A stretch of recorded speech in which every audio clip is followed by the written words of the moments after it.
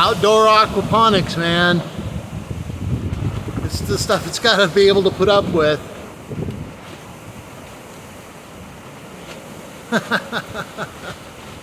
This thing is all anchored together, including the housing itself is anchored to the fish tank. So this whole thing weighs thousands of pounds. It ain't going nowhere.